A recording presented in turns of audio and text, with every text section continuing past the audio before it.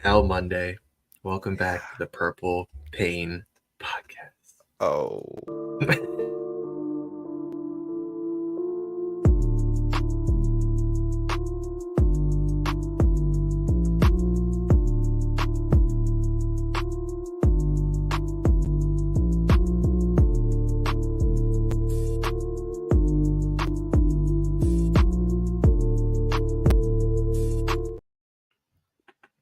Welcome back to episode 199. We should be happier. We're almost at 200, but it's an L of a Monday. That was a painful loss. Welcome back to episode 199 of the Purple Pain Podcast. The Chris Canty, the Timmy Jernigan, the Paul Kruger, the Matt Judon, Michael McCrary, and Odafe Owe episode of the Purple Rain Podcast. You know, if Owe could be like some of those guys in that list, a McCrary, hell, Judon's turning it around. Maybe this team will be in a different spot. I don't know. Hopefully he gets healthy. Thank you all for coming through to this episode of the Purple Rain Podcast. You can follow us on Instagram at the Purple Rain Podcast. You can follow this guy on Instagram, on Twitter at Sutton Def. You can follow me on Instagram at simplyas10.prod and on Twitter at simplyas10. And most importantly, our sponsor, Manscaped. It's October now. It's spooky season. Next month is November. About to be holiday season, for whatever holidays you celebrate. To go in there, get something nice, do some pre-shopping. Use code PRP for 20% off your whole order and free shipping. And I already see we have a Pittsburgh Steelers fan in the chat. Fuck you, Boz, with all due respect. Don't crazy. Let me just finish my ice cream. He wanted to lose. He wanted the Steelers to lose. All right, you dickhead. He wanted them to lose. And he said here, Victory Monday. You know what? Oh my gosh. Man, we gotta let Boz bask in this W. I mean, because they deserve it. We don't. We got beat. But yeah, I mean, I think him and I think all the other Steelers fans that I know, they kind of wanted the Ravens to blow the Steelers out in this one. So that way the Matt Canada needs to go narrative could be pushed even further than where it was. But I don't know. He might be here to stay now. Just saying. I mean, we might be playing chess, not checkers over here in Baltimore. Just letting you know. Just letting you know, Boz. Who knows? But yeah, like my guy Alex said, thank you guys for coming through this episode 199 of the Purple Rain Podcast. One away from 200. And speaking of episode 200, as you guys know, we're doing a jersey giveaway. Episode 200 is going to be special. Listen, just first and foremost, you got to make sure you're subscribed to the channel. You also have to make sure that you not subscribe, but also follow us on Instagram at the Purple Rain Podcast. And then follow me on Twitter, Instagram at Sutton Def, and then Simply AS10 as well. You guys already know the drill there. But make sure, most importantly, you follow us on Instagram, because that's where we'll be dropping like the exclusive kind of key or token to getting entered into this this raffle, so to say, for the jersey, for the Zay Flowers jersey. Just to let you guys know, follow us on Instagram. Zay Flowers jersey. I was gonna say, well, who is that jersey? It's Zay Flowers number 4. Our rookie receiver. Yeah. So be prepared for that. But listen, we didn't come here to talk about giveaways. We came here to talk about an L, a big old fat L, and it's really like dragging down the mood of a Monday if you're a Ravens fan. Especially considering all the things that happened within Baltimore sports this weekend. Orioles lost, Ravens lost.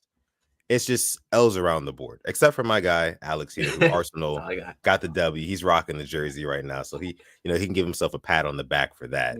But for the rest of us here, we took L's. Big old fat L's. Big ones. Orioles took 2. Ravens took basically 2 to the Steelers. Maryland football took the L. Yeah, not good. It was bad. It was bad. Let me bring up who we have here in the live chat as well. We got Yolanda B in the house. Says, good evening, Rain Gang. Tough loss. We have a lot of work to do. Yes, we do indeed. Boss says, yeah, don't worry. I've been waiting all day for this. Sure. Okay. All right.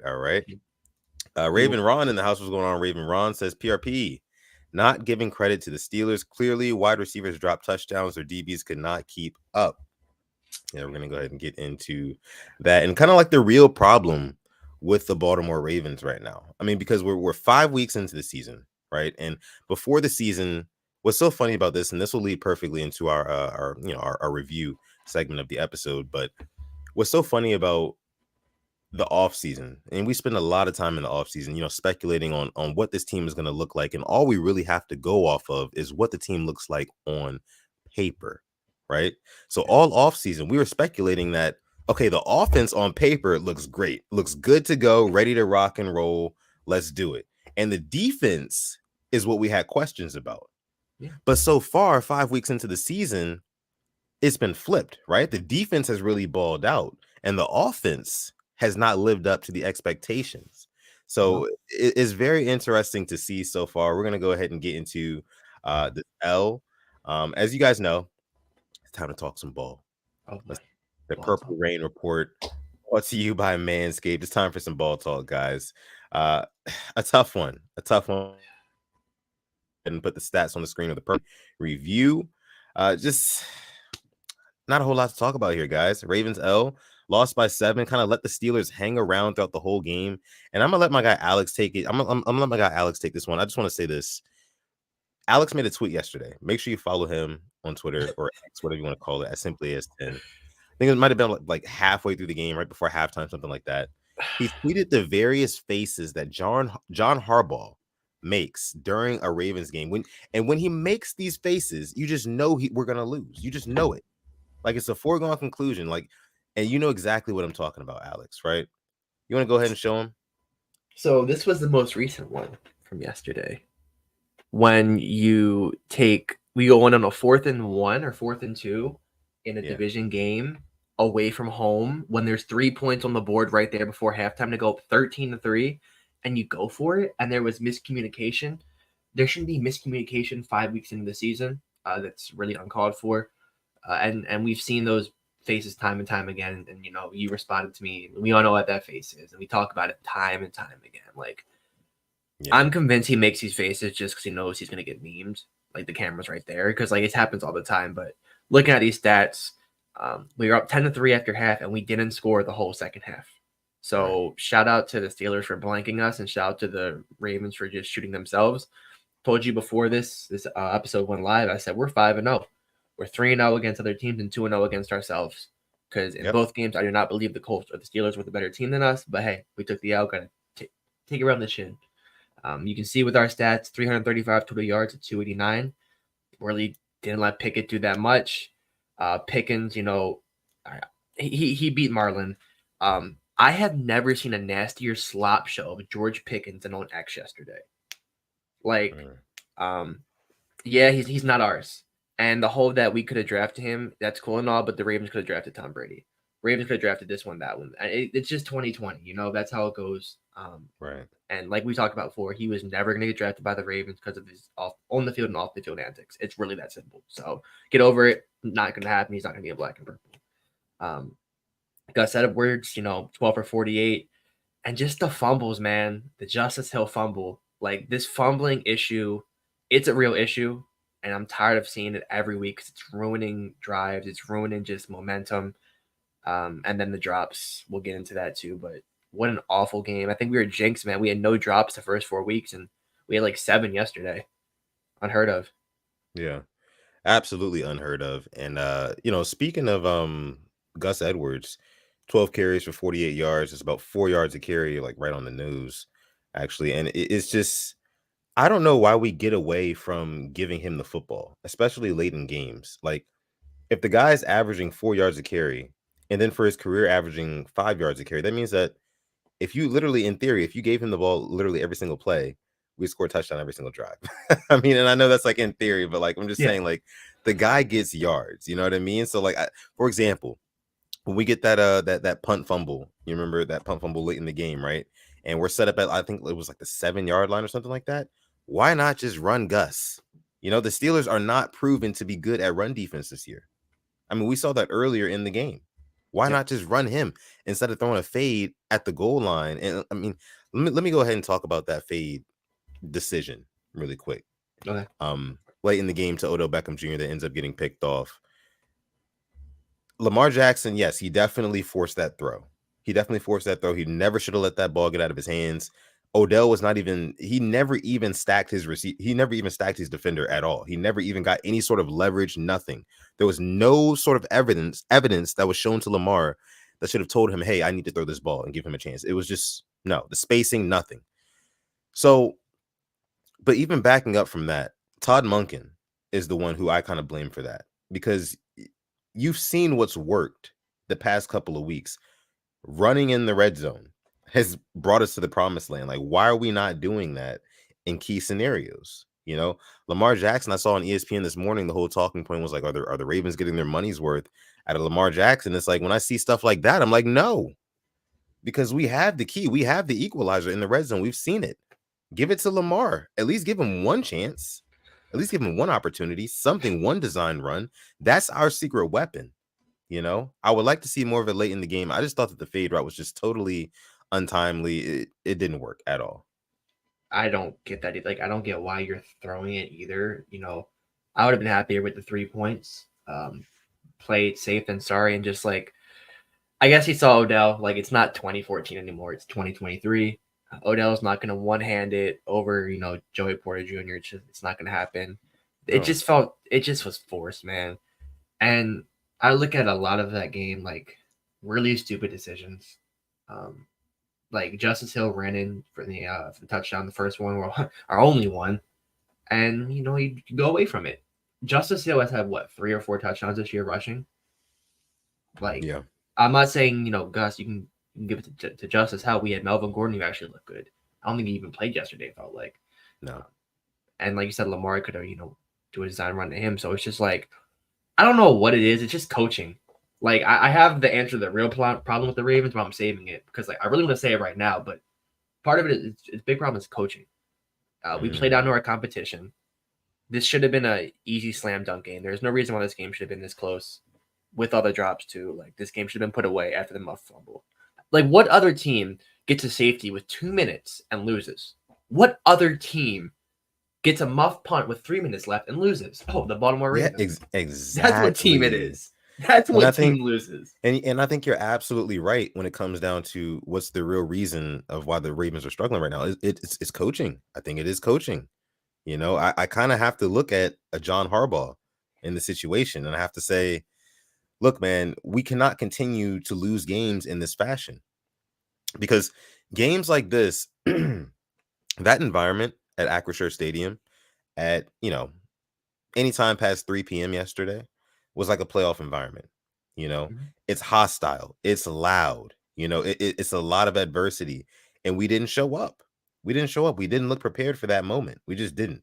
And you saw it with the drops. And I guess we can go ahead and get into that was kind of like the biggest meltdown of the day, to be honest with you, the drops. And it started from the very first quarter. You had Zay Flowers drop one, then Mark Andrews, the play after that, and just kind of all game, they were never able to drop that case of the drops, man. And so, like, what did you see throughout the game that really like stood out to you with the receivers dropping the football?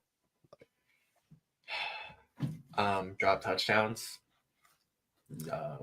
How many of them too? Like at least 2, I think 3, right? 3, yeah. I'm gonna go with 3. Andrews, Bate, Aguilar. Yeah.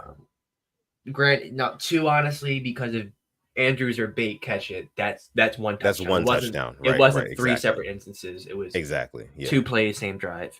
That's important to mention. Yes.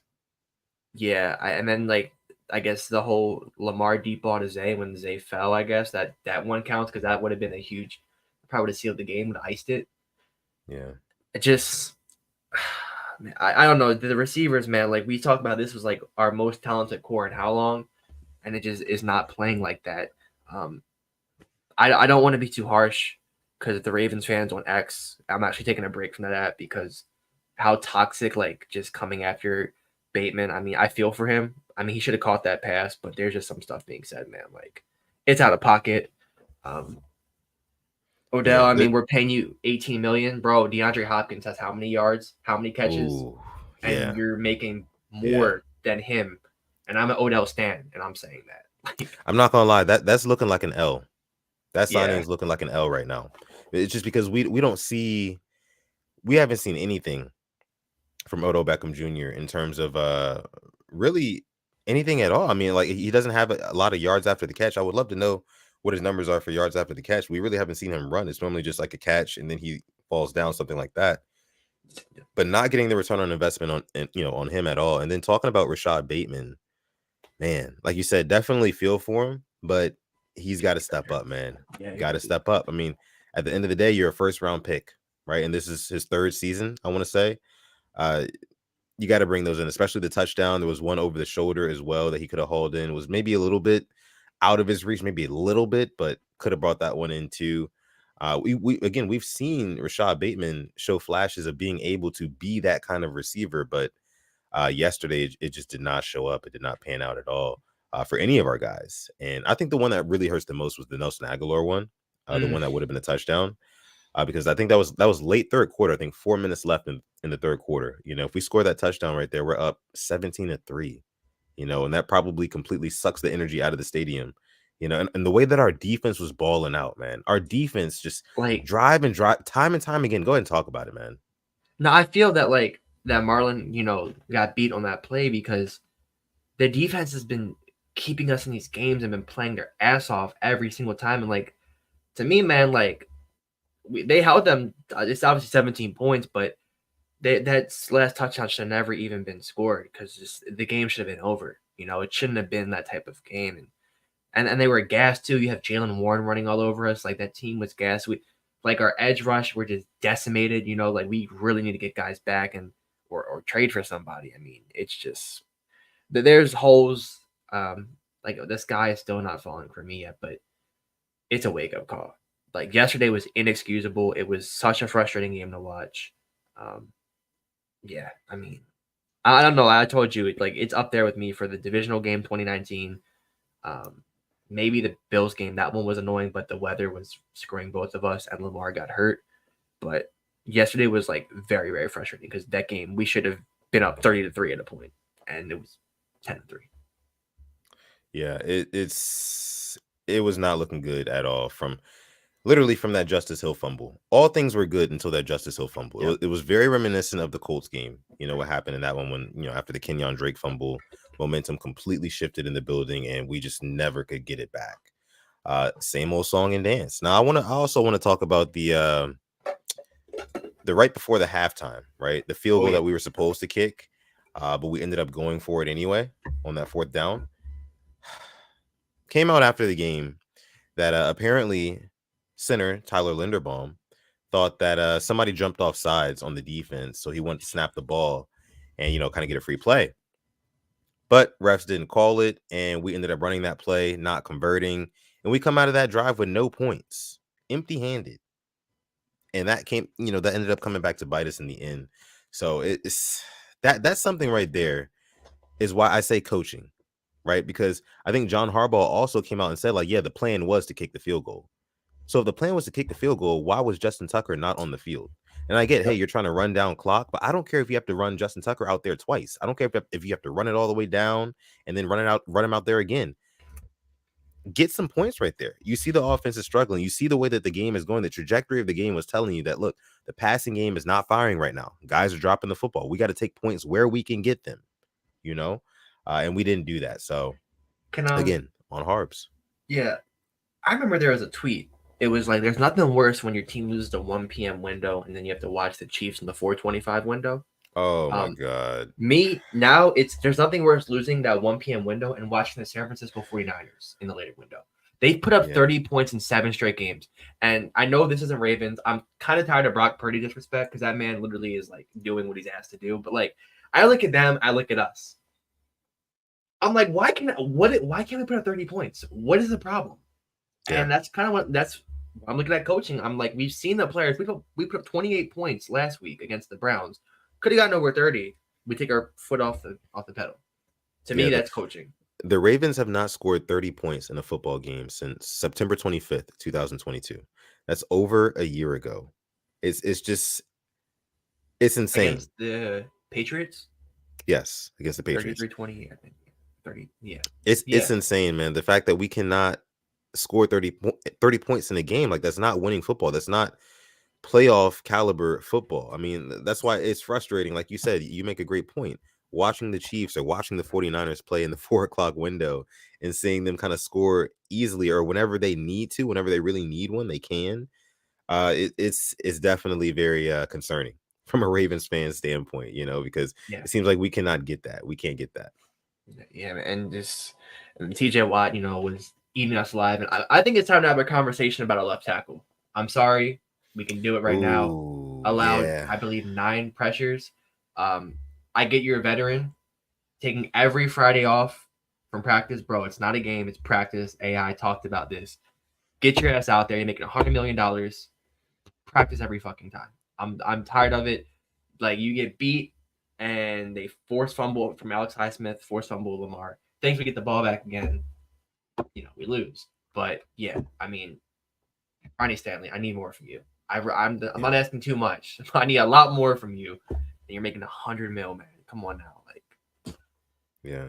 I mean, it's just it really stings for those guys that you don't feel like you're getting your return on investment for. Like we talked about, Odell is one of them too. Like we haven't really seen any real impact from him, on the receiving core. And like you just mentioned, Ronnie Stanley is another one who's making way more money, and he's just I think he gave up over like 7 pressures yesterday, Mm-hmm. something like that. I also saw 9. I think that it's Yeah, I 7 think or I might have 9. saw 9. Yeah, it's something like that. Crazy from like a star left tackle, man. Like it's just we can't have that. Also on the other side, of course, Morgan Moses didn't start, but we had Patrick McCarry who was actually holding it down pretty well on that side. Gave up, a couple things here and there, but then he went down with a, got hurt to the chest, something like that. And then we had to bring in Daniel Faalele, and it just, oh my goodness, TJ Watt had his way. Yeah. So it's Yeah. going to be, hopefully Morgan Moses can get back next week. We needed him this week. I Uh-huh. mean, we talked about that on the last episode. We definitely needed him. But Ronnie Stanley, I think, is the main focus right here. One of the other reasons that, the Ravens took an L yesterday because, Lamar Jackson really didn't have a whole lot of time. And let's just talk about Lamar really quick. Okay. Even with the lack of time, right? Even with the pressure in his face, I think it was pressure like 37% of his dropbacks, something like that, was still getting the ball to where it needed to be, and guys just weren't capitalizing on the opportunities. Like Well, that's really all it came down to at the end of the day. We talked about last week how good this offense was in the red zone, and we saw none of that yesterday. Like none of it, like at all. Like we looked anemic in the red zone. It was shades of last year. Very yeah. sad. So that's the real problem with the Baltimore Ravens right now. The offense is just absolutely not in sync. I'm not exactly sure. I'm not a football coach. I don't know what it's going to take to get the offense exactly in sync. Maybe a start would be, I don't know, for a Ronnie Stanley, maybe to make, have him practice on Fridays. I don't know, but and then I I heard Rex Ryan. What do you make of this? Rex Ryan on TV saying that it's probably not beneficial or advantageous for the Ravens to be catching rugby balls in practice. Since yeah. that's one of Keith Williams' strategies. What do you think about that? Yeah, I saw that. I mean, I don't know. I don't know. I guess it's a bigger ball. It doesn't make sense. Like the tennis ball, I get that because it's smaller. Rugby ball, Yeah, maybe. I don't know. I've never been a coach for receivers. Never been a coach in general, so I'm not too sure. But that is Rex Ryan speaking. He does know something about football. So I don't know. I mean, it's kind of like just getting kicked while we're down. Honestly, that's really what it is, and just seeing how kind of knew what the headlines were going to be with Lamar and all that. Um, Tom just saying all those receivers are real open. We never seen ours have that kind of spacing. That is 1,000,000% true. Like I need us to get like how was Brendan Ayuk available to be just butt crack open in the middle of the field, like wide open against the Cowboys defense. Then there's Kittle getting a hat trick on them. Like there's no reason Andrews couldn't have had a hat trick. Oh, we dropped it. That's why. You know. yeah. Um, yeah. But I mean, it's just at the end of the day, the Ravens cannot play down to their competition. And that's just something that they've done. Like we're winning games that we are supposed to lose and losing games that we're supposed to win. And that's just not a recipe for success in this Yeah. league. Like good teams are supposed to beat up on bad teams. That's just how it is. And the Steelers right now are not that great. They're not that great. We were supposed to go into Pittsburgh yesterday and win that game. But again, like I said on the last episode, 3:45 p.m., I was going to be where? On the edge of my seat. That's exactly where I was. And, just the Ravens just kind of throwing that game away, man. Super frustrating. Super frustrating. It's frustrating to be a Ravens fans today. Ravens fan today. I want to bring up some of what you guys are saying more in the chat here. Let me see. And Taquan Christian saying, "I better not see Fahalele ever again." Yeah, it didn't was look good from him. not good. Yeah, and now we're off to London. We're off to go play in the Tottenham Hotspur Stadium against the Titans. Yeah, Woo! Couldn't play in a needing worse stadium. right, but out of that game, you would just hope that you see a resurgence from the receiving core. I think that's the only thing that you can really hope for, because without the receiving core really stepping up and becoming like a unit, we have no chance, Alex. We have no shot at winning a Super Bowl this season. No shot. Because you know what happens, like even how good we are running the football, and I know sometimes we get away from it, and I get on the Ravens for that because I think that we should continue running the football more. But in the playoffs, when teams kind of key in on the run, we've seen what happens when it comes down to the pass game. We cannot have guys in a divisional game dropping touchdowns. We cannot have guys in a wild card game dropping, you know, deep over the shoulder balls that could set us up in the red zone, things like that. It's just those opportunities are so few and far between. You have to take advantage of them, and we did not do that at all yesterday. And I feel bad for Lamar. I feel bad for Lamar because if those drops had not have happened, we're talking about an MVP day. We're talking about an MVP day. And it was kind of like the same thing with that Colts game. You know, Lamar didn't play a bad game in that one either. If we win that game, we're talking about, if the Ravens win both of their losses, which I mean, woulda, coulda, shoulda, right? We're probably talking about Lamar Jackson for MVP right now. Yep. I think Yeah. even if they catch him all yesterday, we're talking about it. Somebody did the math; he'd be like over 300 yards and 3 touchdowns if they caught them. But that's neither here nor there. Taquan asks, "Is that field is grass, right, Alex?" No, it is not. It is grass for soccer, and for the NFL games, they roll on turf on that atrocity of the stadium. And a Bills player said it felt like effing cement yesterday against the Jags. So that makes me feel so much better about going to London now, knowing with our history, with our receivers' history of the I word. That should be fun. Yeah. Not looking forward to that. Definitely not looking forward. And that's going to be kind of like another de facto primetime game. Yeah. Right. Because like we'll be the only game on at that time, 9:30 a.m. It's going to be interesting. I mean, I'm like, because they're playing at my team's biggest rival stadium, and I don't want to see any of like the little prop. Not the prop, but they're gonna be like, oh, like we're here, like the social media bullshit.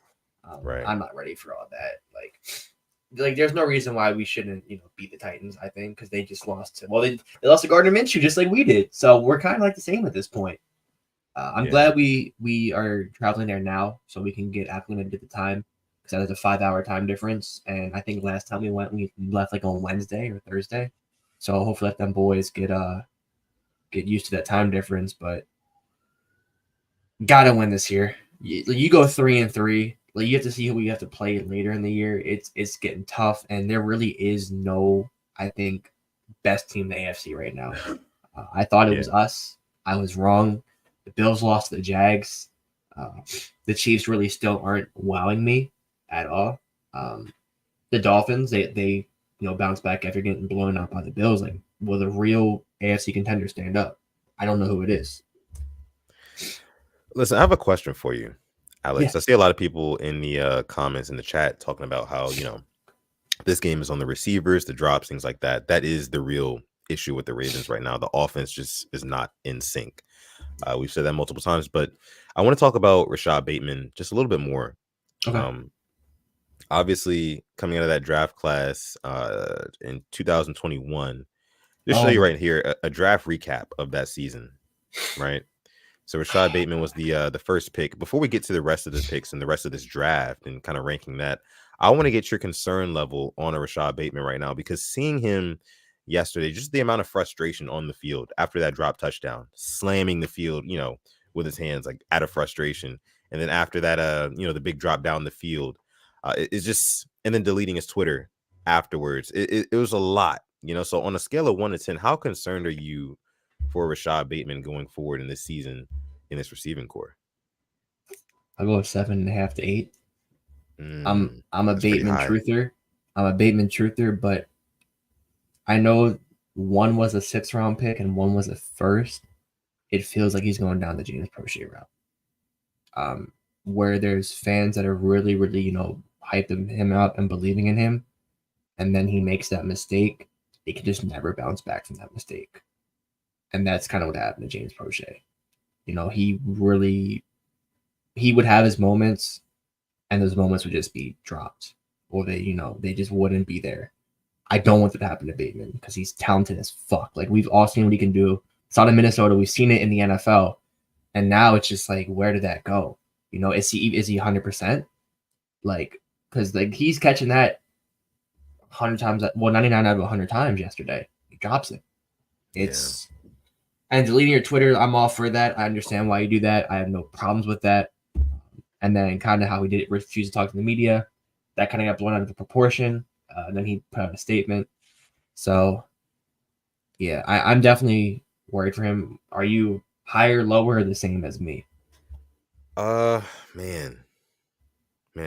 I'm kind of right there. I think you kind of hit the nail on the head with 7.5. Because I mean, and the reason why I have this amount of concern for him is just because his history, right? So like there's been such high expectations, especially being a first round pick, coming to the Ravens, being that guy coming to the Ravens, like you're supposed to be the guy who takes the Ravens receiving core from zero to hero. I mean, we tried it with Hollywood Brown, we tried it again with Rashad Bateman. So, a lot of pressure, a lot of expectations, and he got hurt his first couple seasons, only really got to show his potential a few times. And, now coming into this season, his first season, fully healthy, and it's just hasn't panned out so far. I mean, we're 5 weeks in, no touchdowns. Still no touchdowns from, him, Odell Beckham Jr., or Zay Flowers as a combination. And that was supposed to be our trifecta of wide receivers this season who was supposed to really, help us in this offense take over the league with Lamar Jackson and Todd Monken running it. So I think that there is, a very high cause for concern for Rashad Bateman. But just kind of looking at the rest of this draft class here from 2021, right now, it looks pretty brutal. And the best one out of this draft class at this very moment is Brandon Stevens. Do you agree with that? It's the one who had no highlights when he got drafted. I remember that. He had none. You had to go to the SMU Twitter page to find Brandon Stevens highlights. And then you look him up, you see he was a running back at UCLA. You're like, why are we drafting a running back turned defensive back? And he's been the best one of this draft. Yeah. Hell. Yeah. The last 3 don't even play for us anymore. Nope. They're gone. Hell, Sean Wade never even suited up for us. I'm sorry, 1 preseason game. That was it. It's insane. It's insane. This draft class is definitely, in hindsight, and like you said, hindsight is always 20/20, but this one was an L for sure. And the only thing is, you hope that Rashad Bateman and maybe even an Odafe Owe can turn it around when he gets back from sitting out. But man, we had such higher expectations for Rashad Bateman. My hope is that Todd Monken does not go away from him. I hope that Todd Monken sees this as an opportunity to feed him more, to kind of force feed him the way that you were trying to force feed Zay Flowers. We got to get these guys equally involved in this offense if we want any chance, because these guys play in a rhythm. They're not in any sort of rhythm right now. Rashad Bateman is coming back from being out, 1 to 2 weeks. Odell Beckham Jr., the same thing. And then Zay Flowers in his first Steelers game probably got a little bit of jitters, probably why he dropped the first one. And then it just kind of gets in your head and kind of goes throughout the game. So, man, the receiving core and the offense just right now is just not playing as a unit, and I think it's just going to take some repetition, having guys throughout there in practice throughout the week, and then just staying healthy, because it destroys chemistry when you're only able to play a game or 2 at a time, and then you're out for a game or 2, you get behind with the quarterback, the timing is just not there. You have to kind of try to get it back. It's just, man, a lot of things going on right now. A lot of things going on. It's complicated. I can't agree with you more. I would like to feed him as well. I think that'd be the perfect way, just get him in a rhythm, because then we've really never seen Bateman in a rhythm. I know we have. I'm lying. The Charger and Vikings game in 2021, he looked Yeah. pretty damn good in those games when he was getting no First rhythm. downs after first downs. Yeah. And even that Dolphins game when we were getting that ball out, he was catching it and doing his thing. So Right. I want to see him in a rhythm and see how good he is. But I'm still a truther. I'm not going to sit here and jump off the bandwagon. There's talent there. Hopefully he gets a lesson and he just learns from it and just excels from here because we need it. Yeah. Definitely gonna need that. Odell Beckham Jr. I guess the best return we're getting on that investment is he's really good at drawing Jersey penalties. sales. Oh, my bad. He's jersey sales for sure, but he's also really good at drawing penalties, pass Yeah. interference, defensive pass interference, stuff like that. He's really, really good. So savvy veteran moves, appreciate that. But for 20 million, right? 20 million, we need to see some sort of X factor.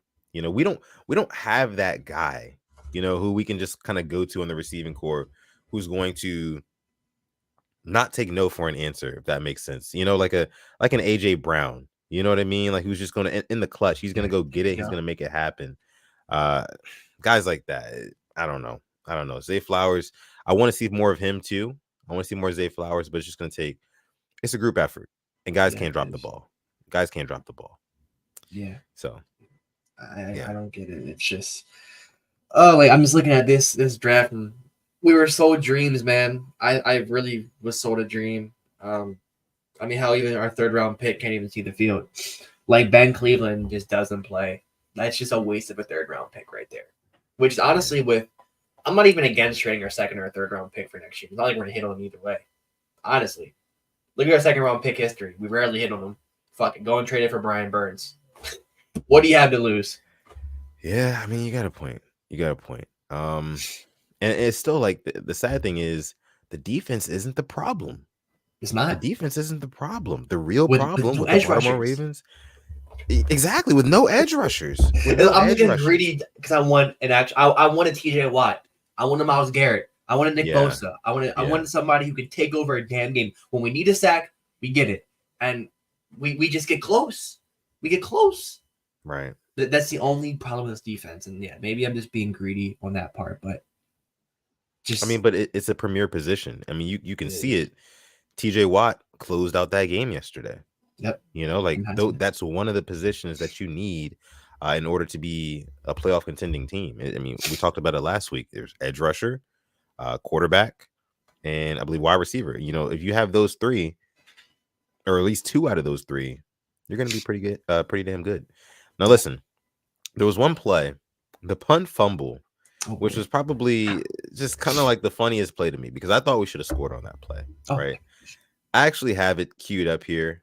I wanted to show it on screen.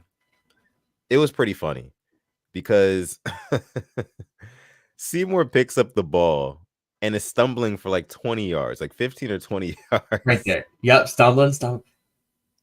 And then Yeah. that's Like Laquan almost 15 Treadwell trying to yards. keep him up. It's just This like, is a better bro, angle. come on, man. I just want to see who else was out there. So we have Simpson, Moon, and then Likely's up I there. bet say it's likely, yeah. And we're where? We're inside the 10 and we still couldn't score. Still couldn't score. That's a Still problem. couldn't score. And yeah. So I don't. I'm about to bring up a quote, and it's not because this player is probably my favorite player, but it's the fact that no matter what they like, whatever happens with the Ravens, he takes accountability. It's the same old story every time. I'm pretty sick of it. Let's play a game of who said that. Who said that, Sutton? That was a friend of the show, Patrick Queen. You're damn right it was. And if he's sick of it, imagine how other players feel. He said it, I think, after the Colts game. He said something how just like how bad, we weren't playing well. 24 years old. Why is the 24-year-old taking the most fucking accountability on this team? I want to see more from everybody else. Yeah. And he did nothing wrong. I thought he played a good game. Pants break up, was getting in there, was doing his thing. I think had a shared sack with Matabike. Where's the leaders of this team? Again, I mean, defense balled out. This one is not. It's just quite simply not on the defense. I mean, I honestly think that just with the way that the game was going, if and again, There's a lot of ifs. There's a lot of would've, could'ves, and should'ves, right? But at the end of the day, if the Ravens capitalize on a lot of those drops, man, it's probably a blowout. Yeah. It's probably a blowout, and we're not Hey, even having this conversation right now. we have a new Steeler fan here even says, "Why couldn't y'all just smack us how you're supposed to?" No, we suck with Matt Canada for a few more weeks. Hate the Ravens, SMH. Chestnut Yeah, checkers. yeah. Maybe we lost on purpose for you guys to keep Matt Canada. And speaking of Matt Canada, since we have a couple of Steeler fans in here, Yeah, it's rumored that Kenny Pickett changed that play touchdown to George Pickens, and Canada really showed no reaction to it. he He didn't looked like pretty it. pissed Yeah, off. I noticed that. Yeah, I noticed that in the live broadcast. I was like, your team just scored. Like, hello, like wake up. Like everybody else around him is like, happy about it, but he's just kind of sitting there like, oh, we scored. Yeah, For a second, I was thinking like maybe he just like was just expecting something bad to happen. It's just already programmed in his body to like naturally react that way. But no, after the game, I did find out what you just told me. You said that Kenny Pickett, he checked out of that play and ended up working out. And speaking of that play too, obviously George Pickens beating Marlon Humphrey on the deep ball. And we'll leave it the ball talk at this after this. But yeah, like you said, Marlon Humphrey kind of shaking off the rust. This is his week yeah, one, you know. This is his week one, so I can't really blame him too much for that. And as for all the people who are on Twitter, X, Instagram, whatever, talking about how, oh, we should have picked George Pickens over Ojabo, Bateman, stuff like that. Come on, man. Seriously. Like, yeah. again, the guy is a whole Steeler. He's a Steeler. Like, get over it. Like, we have Mhm. a Zay Flowers. Like, we have talent on this team. We have talent on this team. Like, nobody would have been making those type of tweets if we would have won that game. If Nelson Aguilar makes a catch, if Justice Hill doesn't fumble, like it's not about having or not having a George Pickens. It's not even like George Pickens is having a crazy good season this year. He's not. He's not. So it's just, I don't know. He's had two good games. I'll give him that. He's had two good games. But Yeah, that's yeah, just the whole Pickens agenda is kind of weird to me. Still very weird. yeah. Like that's why I'm probably taking a break off of X. Like just like I'll still be posting videos, but man, just getting on there, it's like the sky is falling, man. You would have thought like everybody bet their life savings on the Ravens to win. Everybody lost, We don't have any money left. It was just very gloomy and just taking it just to Yeah. places where it's just not cool. But yeah, so Ravens lost, Steelers won. Congrats to them. You obviously were the better team yesterday. Yes. Now you guys at the top of the AFC North. Who would have thought? And the Ravens fumbled their chance to jump up and go 3-0 in the division. But in true John Harbaugh form, we played hard. We played real hard. Yeah. Yeah, we played And hard. who's got it better than us? Nobody. There you go. Right. Yeah. Yeah. That one kind of hurts, to be honest with you. But it's just, again, I keep thinking about Harbaugh, man. At what point is the seat going to get warm? If we keep losing Oh, games in this fashion, if we go to the playoffs and lose a game in this fashion, does the seat get warm? the answer to that, the real problem with the Ravens, yeah, for me, it's John Harbaugh. That's my problem. Okay. I'll see that. That's my problem. Mm. That's my problem. That's a tough pill to swallow for a lot of Ravens fans too. You know that, right? Oh yeah, he can do no Yeah. wrong. Yeah. No He, wrong. he's Cool just guy. such a tenured coach, a lot of staying power. Yeah, cool guy again. And he has a lot of relative success, but a lot of that success is not translated into postseason success.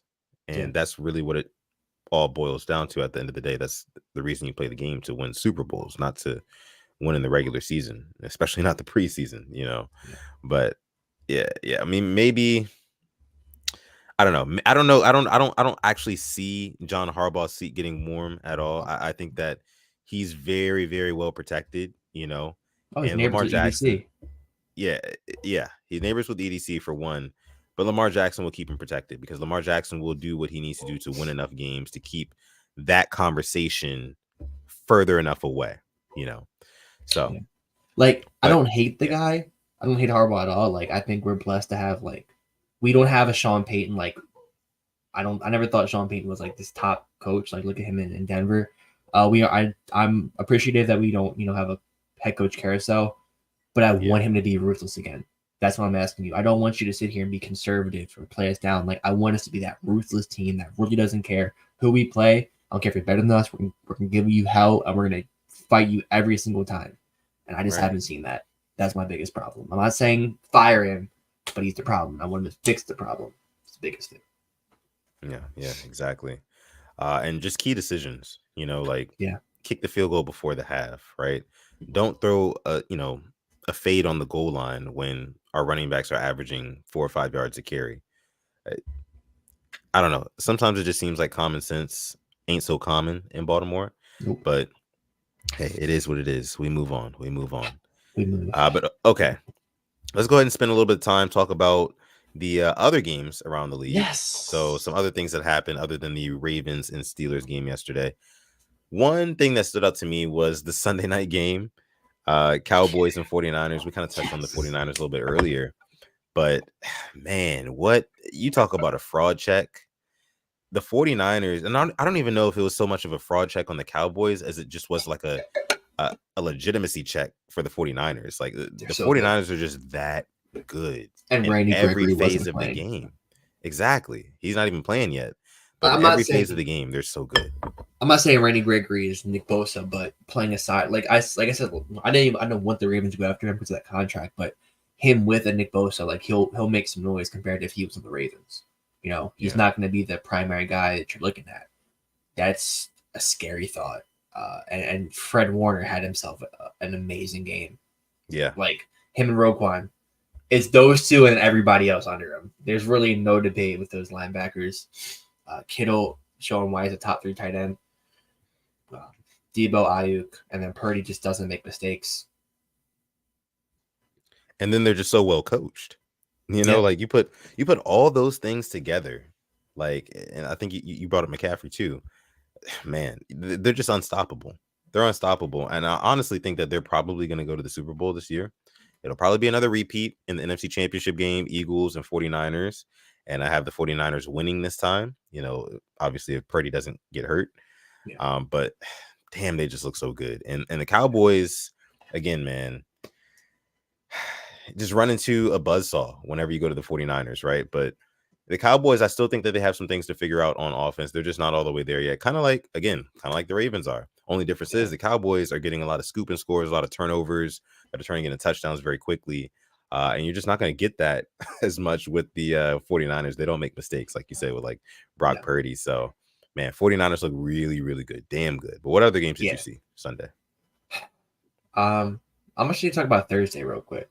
Thursday. Okay. DJ Moore. 3 touchdowns. My God. Almost had 4. Yeah, it should have been 4. I don't know how they call it. Yeah. Oh my gosh. That is insane. He played very well. Justin Fields looked much better as well. Sam Howell was trying to bring him back. Unfortunately, couldn't do it. I think Chase Young is looking back to his old ways. Just slow start for the Commanders really killed them. Really killed them. Did you watch that game or the full game or just catch it? No, I didn't see the full game. No. Okay, yeah. Try to come back. Couldn't do that. But a game that stuck out to me yesterday though, the Saints and the Patriots. 34 to 0. I did catch some shades of that game on Red Zone. That man, the Patriots are really in a free fall right now. It kind of had me thinking, like, are they going to tank for Caleb Williams? Like, are they at that point? I don't think that's a bad idea. I would, if they're taking, see what they won for Kendrick Bourne. I would happily take him as a receiver on the Ravens. I wouldn't hate that. But then a lot of people are saying that like it's not even really Mac Jones's fault. It's just the fact that he has no weapons. There's no talent around him to make anything happen with. Yeah. See, that's the thing. Like Kendrick Bourne was putting up solid numbers with Jimmy G. Like I think it's definitely more than just Mac Jones. Yeah. It's just their whole team. There's really no talent.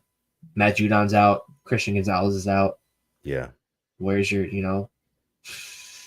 Yeah. Bengals won. Beat the Cardinals. Our AFC North rival. So the Browns had the bye. So we were the only AFC North team to lose this week. So that is fantastic. Lovely. Eagles won. beat the Rams. Cooper Cup's back. How about your Lions dropping 40? And this guy with another pick again, Jerry Jacobs. I'm happy with the Lions right now, making me proud. Golf doing its thing. Yeah, they're making me. Hey, we got the Lions coming up like 2 weeks right after London. Man, that's gonna be a game, Alex. That's gonna be a game. I can't wait to talk about that one. Yeah, But the Lions are looking good right now. I was surprised that the Texans dropped one to the Falcons. yes. Yeah. Maybe Desmond Ritter at home, Desmond Mitter away. He is a different quarterback at home. He's undefeated in Atlanta. When he's away, that's when the problems come in. Yeah. Other games. Now looking at the Titans, right, who we play next week, losing to the Colts yesterday. So both teams, Titans and Ravens, will be flying to London with a loss.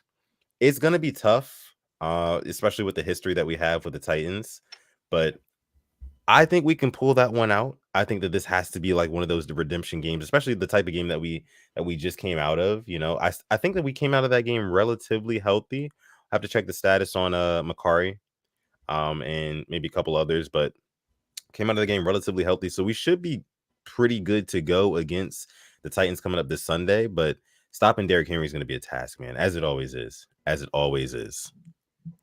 So somebody just put out a 2-minute clip of like all the coaches' film of Lamar yesterday and how good he played and just like he was making. I definitely have to make a video of that, unfortunately. Yeah. This isn't the same Titans team that we beat in 2020. Henry's there, Tannehill's there, but AJ Brown isn't there anymore. Basically a brand new defense. Their line's different, receivers are much different. So I don't think it's gonna have that same type of rivalry. Maybe with Henry, but he hasn't been himself, which means he's gonna cook us now. Since I said that, he's gonna have a career game per usual. But Madubuike's been looking good. Travis Jones I thought was looking good. Travis Jones looks great. They only were running on us when we were tired. So if we can just control the time of possession, I think we can really handle Henry. There's a key for Thursday. Spoiler alert. Don't turn the ball over. Catch the ball. Yeah. That's what it really comes down to, man. Riveting analysis in the Purple Rain podcast here. We're no Stephen A. and Shannon Sharp. God. Like we're not even having this conversation right now. If certain guys could just catch the football yesterday, like I mean Lamar Jackson, when you think about it, if those footballs were called, we're talking about how Lamar Jackson played out of his mind yesterday. Like 2-3 touchdowns. Like it's so crazy, like the difference that just a couple plays can make. But that's what it is in this league. It's a game of inches. So like when you get those inches, you have to take them. You have to. And especially in the playoffs. Like that's why games like moments like that worry me. They really do. Because like if we're struggling to if we're cracking under pressure in a week 5 game, what is it going to look like in a divisional game? Yep. That's we're my in the concern. playoffs. Like this is your final drive of the season, perhaps. Right. Yeah. Catch the damn ball. Catch the damn ball. It's just heartbreaking. Yeah. Get your comments. Get your questions in. I'm sorry. Yes. In the chat while we're talking about some ball. Other games, I guess. Jets beat the Broncos. Breece Hall is the real deal with no snap count. Yeah. Looking good. The Broncos are in shambles. What do y'all want for some?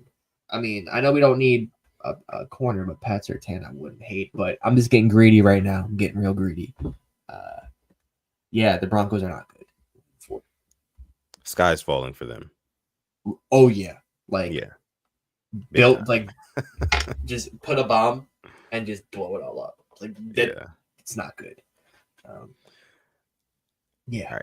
Let's see. So get your questions down below in the chat here. We're going to go ahead and answer some of these before we get out of here on this episode of the Purple Rain podcast. Make sure you like the video. Yolanda B says, Harbs has overstayed his welcome. Man, again, a tough pill to swallow if you're a longtime Ravens fan because, Harbs has been around for a while. We've had some good ups with him. Of course, had some downs. There's obviously the Super Bowl, but just not a whole lot of postseason success. And again, that's what it's all about. So at some point, whether it be Bashadi, whoever else has to hold Harbaugh accountable, and we cannot continue to lose games like this. So yeah, I mean, I can see where you're coming from, Yolanda. Yeah, I just this team should be 3-2. So this is a better than the 3-2 team. We should be 5-0, but that's just how the cookie crumbles. Cam, what is going on? Hope you're having a fantastic Monday. Thank you for coming through. How about Judy or Sutton? Sutton, he only had like one catch yesterday, I think. Um, Mm. Judy's always linked with the Ravens. Is this year it finally happens? I don't think so. I don't think we're going to trade for an offensive player at the deadline. I think it's going to be defensive, like it always is. Yeah. And I don't think that scaling out anymore at wide receiver is going to help us. I don't think we can, just need to stockpile more and more wide receivers. I think that somebody on this roster needs to step the hell up.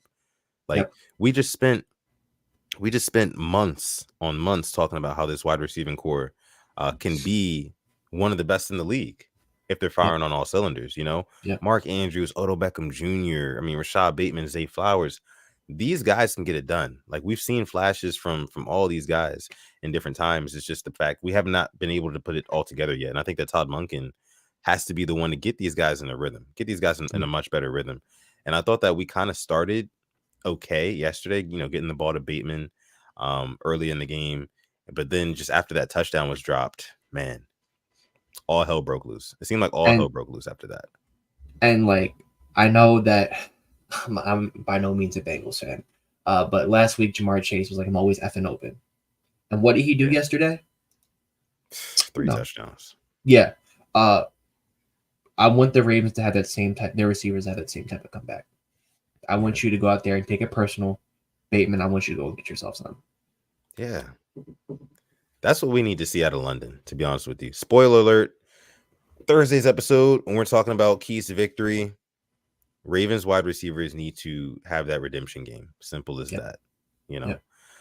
We have a super chat donation. This one's coming from Chike. Thank you so much, Thank Chike. We you. appreciate you dropping the 2-piece in the chat, making it rain here on this episode of PRP. Says, who should be the next coach of the Ravens?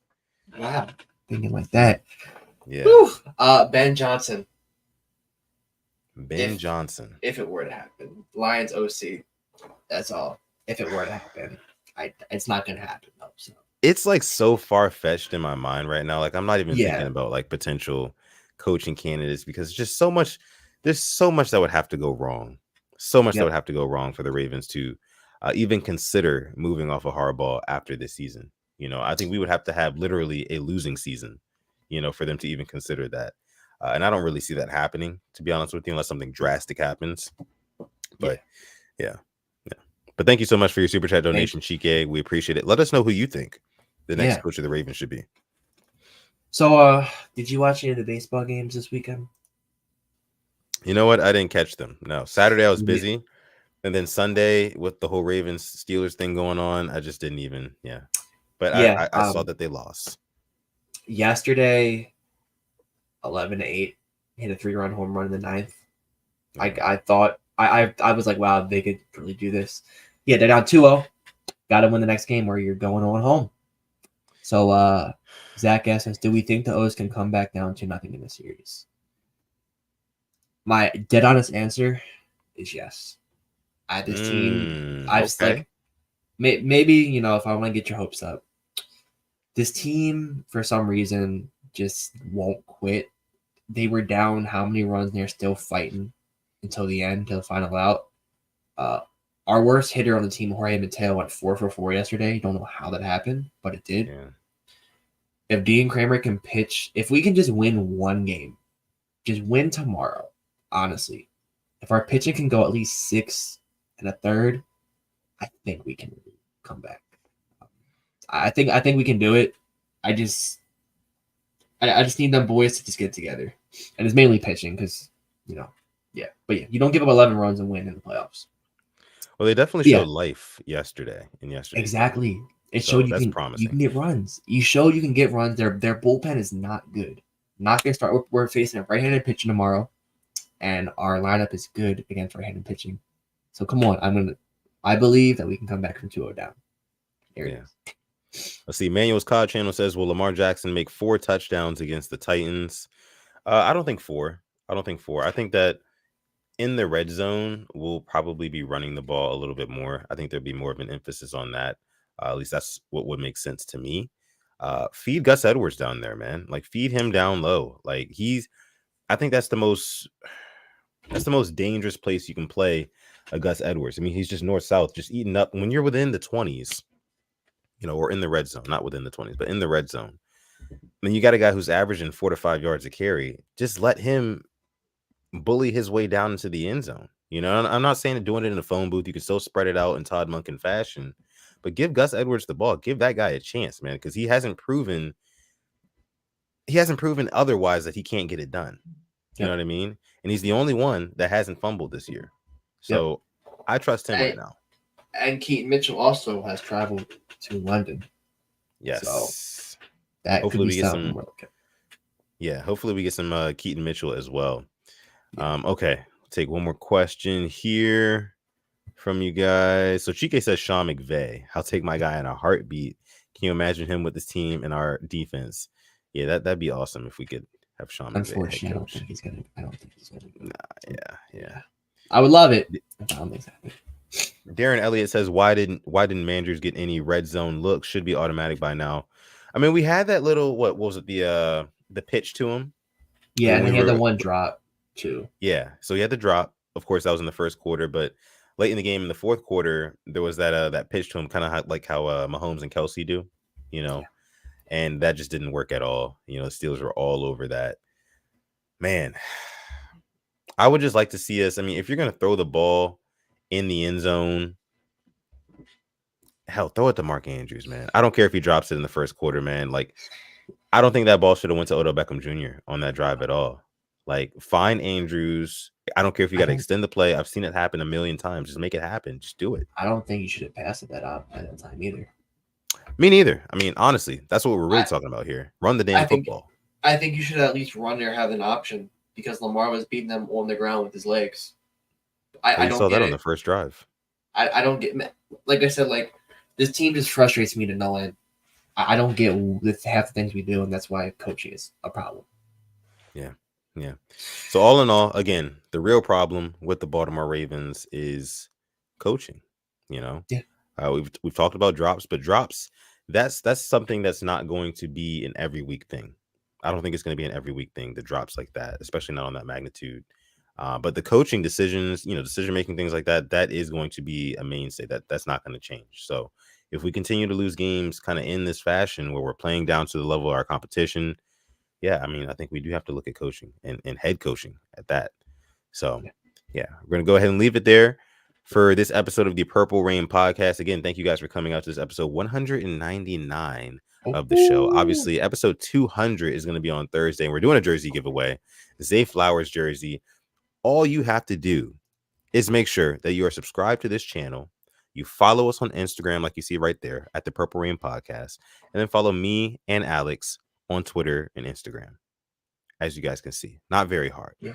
You follow us there. Most importantly, follow us on Instagram. It's where you're going to get the secret instructions, everything that you need to know for the giveaway by Thursday. So if you want a Zay Flowers jersey, most importantly, make sure you follow us on Instagram and all the other stuff too. But again, thank you guys so much for coming out to this episode. It's been a wonderful time. Even though we had the loss, it's always cool to come here and kind of, vent with you guys. It's a good time. It's a good time. It's a good time to chat with you guys. Shoot to shoot. Exactly. So we appreciate y'all. And yeah, again, I already shouted out all the socials, but last thing, Manscaped. If you want to go on manscaped.com, it's almost the gift giving season. Like my guy Alex said, it's spooky season. I know a lot of y'all are putting together spooky baskets, whatnot. Listen, if you're a young lady, maybe listening to this or whatever, or you want to get somebody, your significant other, a gift, Manscaped. Yeah. And use our code PRP. You save yourself 20%. Plus, they're going to ship it to you for free. So, look, free. It's on us. Man, it's on us. I hate, I was looking at something online. I was just seeing what the cost would be. And I saw the shipping and I'm like, whoa. Turns you off, doesn't it? $13. I was like, oh my God, no. It's like, no, why would I do that? I'm not going to buy this. Right. I'm like, you can close tab. Nice knowing you. Manscaped is like, free. Yeah. That's the kick. Free international shipping. So even if you're listening to this from overseas, across the pond, maybe you're in London, getting ready to see the Ravens on Sunday, right? you can still get 20% off plus free shipping using our code PRP. Again, thank you guys so much for coming out to this episode of the Purple Rain podcast. My name is Sutton Def, and with that being said, I'm gonna let my guy Alex take us out. Thank you for tuning into episode 199 of the Purple Rain podcast. As always, stay positive, test negative. And never, ever, ever forget, even on the rainiest of days, to call God. This is episode 199 of the Purple Rain podcast. We're going to catch you guys